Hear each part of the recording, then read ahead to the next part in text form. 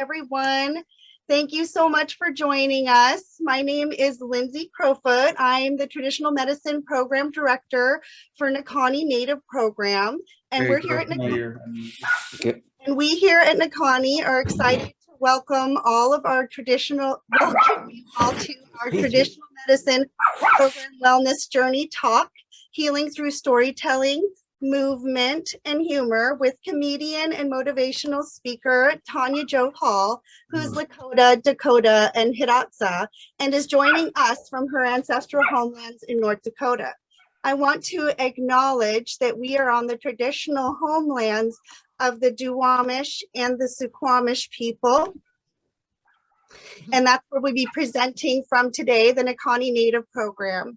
Many of you may know Tonia Jo for her comedic character, Auntie Beachress, and tonight you will get to know her better as we spend time with her while she shares her wellness journey story and her work to reach out to her people, teach them to smile, think positively, and spread laughter. Hi, Tonia. Thank you so much for taking time away from your family and community to be here with us tonight and to share your story and work with us.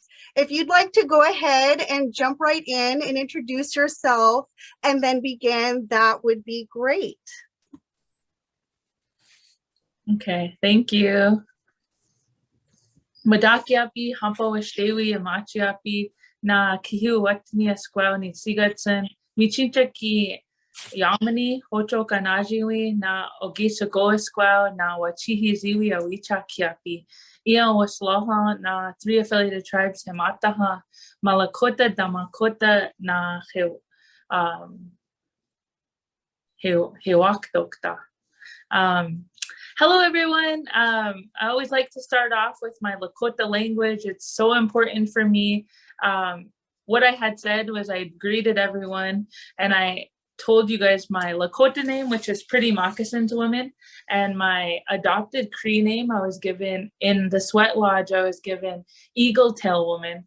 I have 3 daughters, Angel Woman, Yellow Plume Woman, and Stands in the Center Woman. And they all have English names. Those are their spirit names. Those are their Lakota and also Cree names, Sapphire, Lolly, and Yuma. I come from Standing Rock Sioux tribe and the 3 affiliated tribes. I am here in North Dakota on the land of, so many tribes are here, but I'll mention the ones I'm from, the Mandan, the Hidatsa, the Rikara, and also Lakota, Dakota.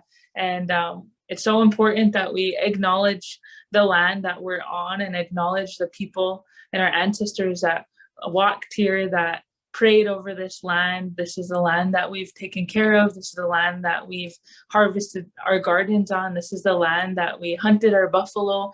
This is our land that we survived on and that we are still resilient and we're still here. And every time I'm here, every time I travel away and I come home, I get to come back to my land. And there's something about being home. This is home where I'm at. I'm actually living in the city, but I'm in between Standing Rock and MHA. And it's always really nice to go visit other communities in my journey. And like it was mentioned, I'm a comedian. I'm also a motivational speaker. I'm a mom. I'm a jingle dress dancer. And I'm really thankful that you guys asked me to come on here. I was just talking about how nervous I was. I was like, geez, I'm really nervous. Which is, it's funny because I'm home.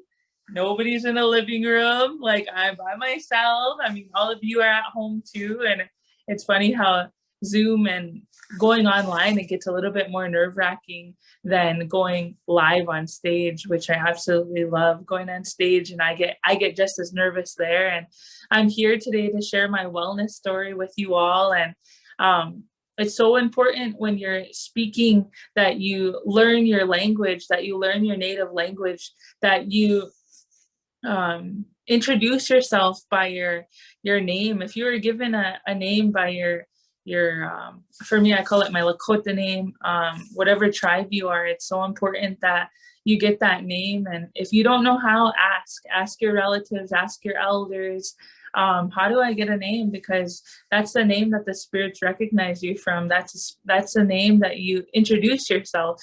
Of course, we're given English names, and that all happened through time and evolving and by force. Just kidding. But anyways, I always like to start off with my names because it allows you to get to know who I am. And in every one of our introductions, I'm always told that we're supposed to introduce our parents, which I didn't make such a long introduction, but it's so important to name who you come from.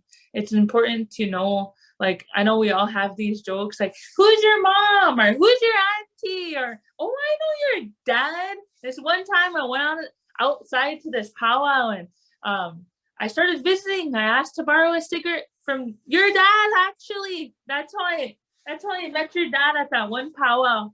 And when somebody knows our who we come from, or our relatives, or our family, it allows people to get to know us. So even, so many times my daughters, they're always saying, so geez, somebody came up to me and they said, I know your mom. And they said, I remember you when you were little. And sometimes my girls, they feel like that was awkward, or gee, I don't know if I like that. I'm kind of like, that kind of made me nervous because they don't know me. And I have to remind them, like, yeah, they don't know you, but remember that when people know, or maybe they say, gee, we know who your grandma is. Oh, wow. Like we know who your grandma is, and they tell them that. And I have to remind them, as Native people, it's so important that when I'm sitting here, I'm not just representing myself. I'm not just representing my kids. I'm representing my mom, my dad, my grandmas, my grandpas, my uncles, my aunties.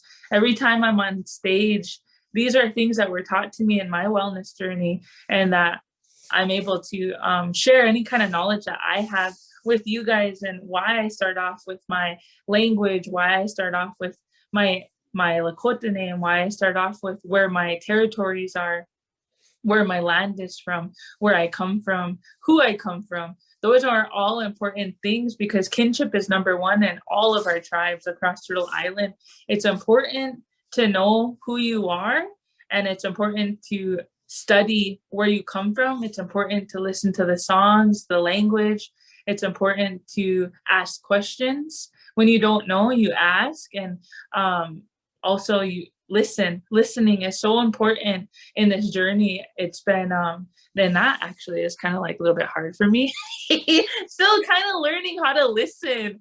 Ever since I was a little girl, I've always been a talker, a storyteller. And so when I was asked to come on here, I felt really honored to be able to visit, to be able to talk, and to be able to spend time with you guys. And all of this is meant to be. Every single one of us is supposed to be here tonight and be able to, I was able to be able to come on. I just got braces. I'll tell you guys that really quick. And so my lips, sometimes my lips get stuck to these braces. So I'm still learning. Bear with me. Maybe I'll come up closer so you guys could see. Just kidding. But it's been so new having braces. This is the third time, you guys. Oh my goodness. And we're gonna get it right this time. And I'm gonna wear those retainers. So if you have braces, remember after to wear your retainer. Or maybe you had braces 2 years ago and you're like, gee, somebody broke my retainer and I never got it again. Go get it, because you'll be paying for braces for the third time. But anyways, I wanted to start off with letting you guys know that I walk on the red road, that I'm sober. And this is no judgment to those who aren't sober, but this is the life that I choose. And this aligns with my spirituality, and our culture aligns for me. These are my choices. And I wanted to share a little bit about how I grew up and kind of dabble all the way until the age I am now and where I am in my life right now. I have about 5 minutes. Just kidding. They're like 30 minutes. I was like, okay, let's cram it all in there. So I grew up in Standing Rock. I grew up on the res and Standing Rock in Fort Yates, North Dakota, and I also grew up in MHA. And if you're like, how did you grow up in both? Well, I my parents were once married, and I didn't even know that. I was like, what? You guys were married? Hey, just kidding. So anyway, my parents were married, and they ended up getting a divorce. I don't remember either of those times happening, but really thankful for my parents for choosing to co-parent me. And I had the privilege of growing up on 2 reservations, Standing Rock and MHA. I would go back and forth, and I went to 2 different res schools, and I grew up in alcoholic homes. I grew up seeing a lot and having to grow up fast, and I never really knew what that meant. And a lot of people would tell me that, like, oh, you had to grow up fast. And like, I don't feel like I got tall at all. Like, I just stopped growing after 5th grade. So I didn't really understand like what they meant about like, you grew up fast. And I'm like, no, I didn't. I stopped. I didn't like understand until I understood, right? Like, we don't know what we know until we know. And so and we don't know what we don't know. We can't expect to know things and blame ourselves for not, gee, I should have known. Well, in the right time, we always learn what we're supposed to at the right time. And it's hard to be patient. But in my journey, that's what I have been learning is patience and understanding. And when you pray, you do get the answers, but they don't always happen fast. So like I said, I grew up in alcoholic homes, and a lot of, but still, even though my parents had their own addictions, the beautiful things that my parents had instilled in me is they gave me love. I was really loved, and I was really cared for. And both my parents danced at powwows. My late dad was a grass dancer, and my mom was a fancy shawl dancer. And if they could instill anything in me, they instilled being able to be confident in who I am, how I look, my long hair, my brown skin, my culture, the music, the powwow music, the ability to move, the ability to dance, the ability to create my own style. Every time I would put on my little jingle dress or my little fancy shawl outfit, I felt beautiful. I felt like I belonged. I felt like this feeling that I can't really describe, but I'll do my best to describe it to you. But when I dance and I'm out there in arena, it feels like I'm floating, or it feels like tingly, or it feels like I'm at the right place at the right time. And I thought that, oh, this is the feeling that everyone gets. This is so fun, and I feel so good. And it's a form of meditation for me. And I was taught by my mom everything I know about powwows. My mom is a pretty close to my character, Auntie Beachress. She has been a leader in my life and a role model. And despite my mom and my dad both struggling with their addictions, my dad had guided me at one time with his words. And I don't believe, like, sometimes parents say, oh, I don't want to be a hypocrite, but I want to tell you to do this. My dad would guide me, and he would have conversations with me. And it's so important as a parent, or even as an aunt or an uncle, or a grandparent, just being in a role, any kind of role that you are, of just being a relative. It's so important for you to share your voice and to encourage and uplift each other. And I remember my dad taking me for a drive and guiding me and giving me words of encouragement and saying, my girl, if I could have chose different, I wouldn't have drank. I hope that you make a choice to choose a different life, because this is a hard life. Life's hard already, but when you add alcohol to it, a lot of problems come. And I know you've seen a lot. And I grew up with my parents fighting, getting in a lot of fights with people, and on both of them on separate times, I would be witnessing that, and it created a lot of anger within me, and because I've seen a lot. And but one thing that one beautiful thing that came out of all this, me growing up like that, was positive outlets. I had to have positive outlets. I had to stay in balance. I had to learn, when my dad was telling me that, you know, my girl, I hope you choose different. You'll have a choice. You'll have to choose. Although your mom and I drink, I hope better for you. I hope that you don't drink your sorrows away, or drink. He gave me an example, and I always really like to share it. And I remember sharing it with my cousins when I was little. And you know how your cousins get? They went, nah, when I told them that this story. And the story that I was telling my cousins was like, yeah, you know what my dad told me? And they're like, what? Every time a person uses or drinks alcohol, they have this light inside them. And every time they use it, it gets dimmer and dimmer and dimmer, and then until it goes out. And I remember my cousins be like, nah, don't even have a light in us. At that time, and I was like, man, that story stuck with me, and that story helped me, because later in life, I realized that was my spirit. I realized that my responsibility was to take care of my spirit. Each and every one of us have a light inside of us.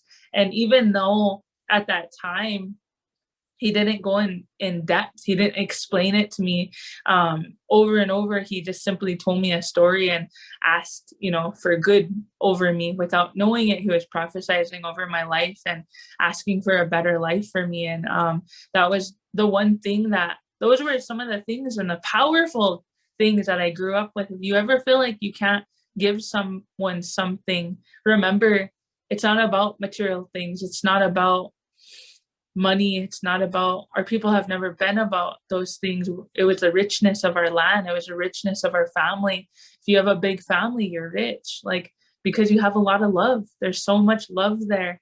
Despite, we all have our dysfunctions. We all have, we're all human. We all make mistakes. We all go through our ups and downs, but, and that's the beautiful thing about my healing journey, has been understanding.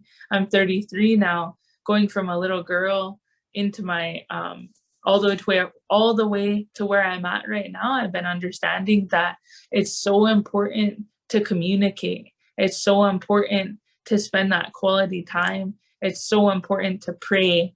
And when I lost my dad at 19, it was the most devastating thing for me to lose somebody at such a young age. And my dad and my mom's still with us. I'm so thankful for her life, and I'm so thankful for her teachings. And she's been sober for 13 years. And or how old is my daughter? So going on for 15 years.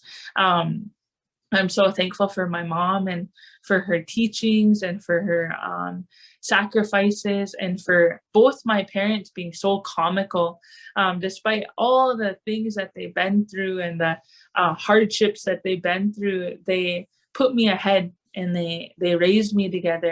And all of the success and all of the good things that come to me, I always uplift my parents. I always uplift them and say their names. My dad's name is Erabadadish, which is black horse, or also could be translated as wild horses. And my mom is Woya Hamble Pajutawi, which is medicine dream woman. Both my parents were young. I didn't realize that though. And, you know, going through the traumas that I went through, the hardships, and understanding and healing, and the ways that I healed was through audiobooks, mentors, motivational speaking, listening to the words from motivational speaking on YouTube.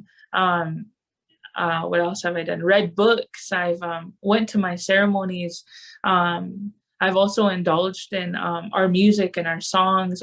We have so much medicine songs, and if you keep listening to them, if you put them on while you're cleaning, while you're working out, while you're maybe you're just feeling like, I want to listen to some music, and you're getting tired of your country or your hip hop or your reggae or your blues. remember our music is medicine. Remember all of our music, even if you're not from that tribe or you're not from that nation, remember that all of our music that we create has medicine in it, and they're meant for healing. And I can tell you in my wellness journey that our music has been so healing. And it has helped me release a lot. I have danced since I was a little girl. And if you don't dance and you don't know how, remember we have YouTube, remember we have the internet. And I know a lot of times people say that it's a web and don't get caught in it. But during this time of pandemic, so much people were having to rebuild their home fires and be in their homes. And sometimes that was probably uncomfortable because people always went outside their homes. But what it was teaching us was how to come inside our homes and rebuild those home fires, not just in our home, but within ourselves. This is your home fire too, and be comfortable with ourselves. And so one thing that I was having to do was turn on YouTube, and people were learning things, people were learning how to do things, give their dog a haircut, or they were learning how to do their own nails, or they were having to, some people were learning how to sing, some people were learning how to dance. Remember that you're not too old, you're not too young, you're not too disconnected, you're not too this or that, whatever you're telling yourself, remember to uplift yourself, be kind and compassionate to yourself. So often there's times when I doubt myself, and that inner voice comes in and it tries to be mean to me, and really sounds kind of funny because it's like, oh, I'm being mean to myself, but you have to remember the power in your words, the power in your thoughts. There's power in that. So if you believe something about yourself, whether it's negative or positive, it's going to come true. And our elders always talk about that. Think about what you say, they say. And so often we feel like we have to answer right away. And our people, we've always been storytellers.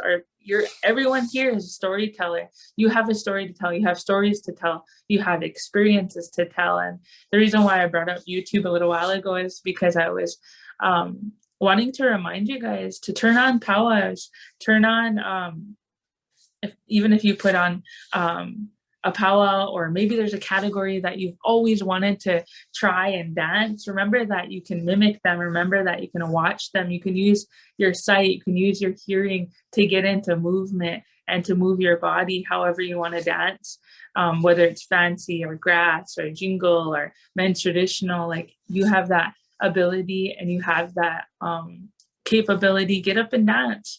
There's so many people who probably wish they could dance, and if you have the ability to stand, and if you have the ability to see and hear, you have the ability to learn. And I want to encourage you all. Somebody had asked me a question. Really, I only have 6 minutes left. Okay.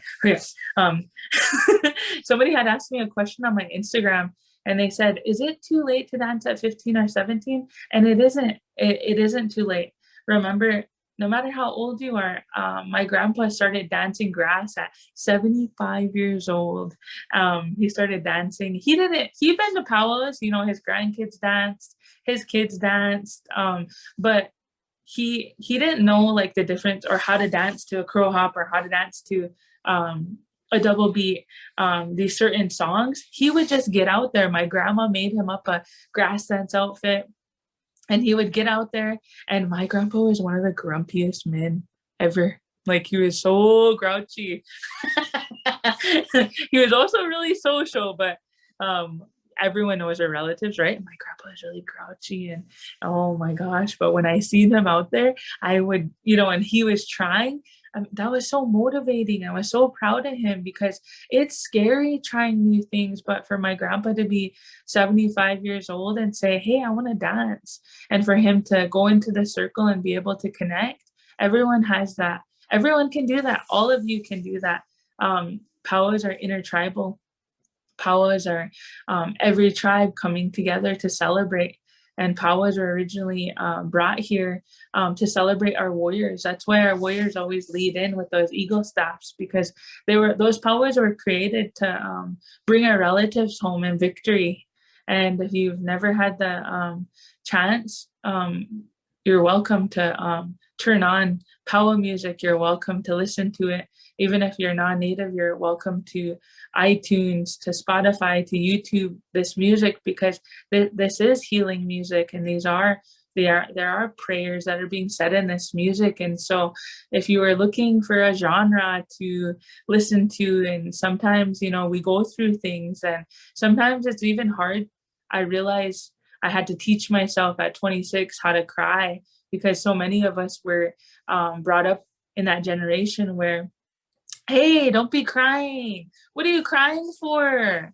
Jesus, one, you're a crybaby. A lot of us grew up like that, and we had to break the cycle. And if you didn't break it, you still have an opportunity and a responsibility to do that. And for me, I didn't know how to just like cry and like be okay with it. And I realized that because I was teaching my girls the same thing my mom, my dad, and my grandparents had taught them, which is like, hey, you don't be crying. Gee, you know, what are you crying for? No, you know, they'd be getting upset with me, or even my parents were brought up like that. So it was my responsibility to teach myself how to cry in my wellness journey. If you're like, how do you do that?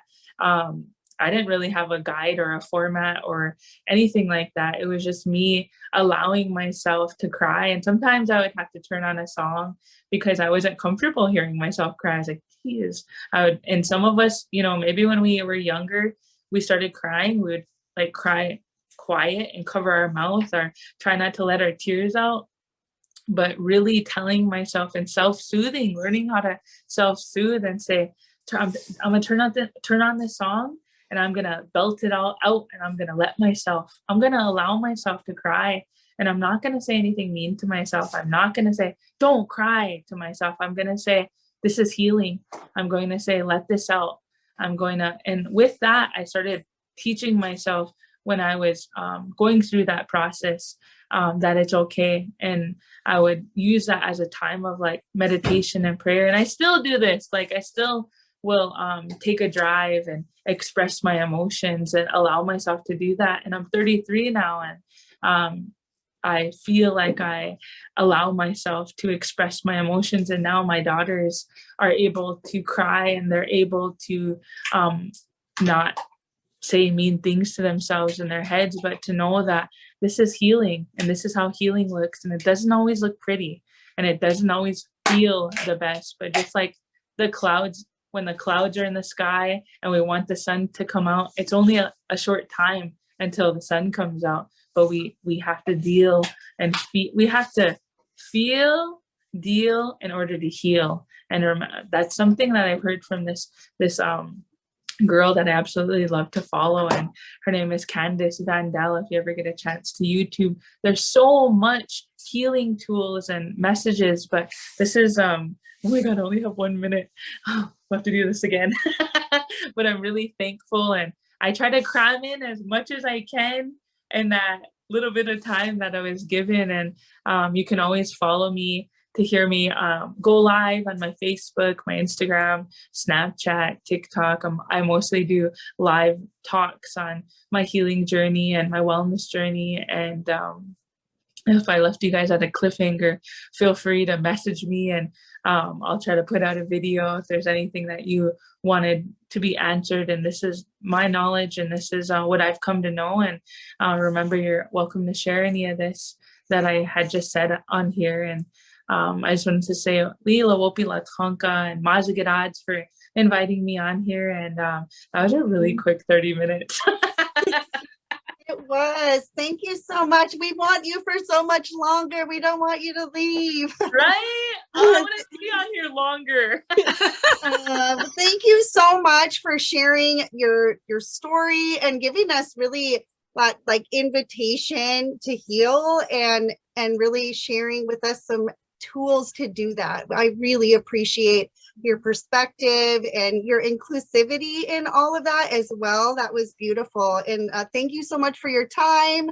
Thank you so much for joining us. Thank you everybody for joining us. Thank you for taking time out of your evening to come and listen to Tonia talk. And hopefully we will see you guys soon, other events or online. I put some information on the chat for some gifts that we're giving away, future events, things like that. You can email traditionalmedicine@nakani.org if you have any questions or want to follow up, or are looking for me to forward stuff maybe on to Tonia for you guys to connect there. So All right, guys. Thanks, everybody. Have a great evening, and hopefully we'll see you again soon. Yes, and one last thing, the Nakanni Native Program, this has been sponsored by the Nakanni Native Program and also Healthier Here. Thank you so much, and check us out, and feel free if you want to donate. We'll accept it. Thank you. Kunishtish. We're so glad you were here. And all that info's in the chat as well. Awesome. Thanks. Bye, guys. Thank you. Bye-bye.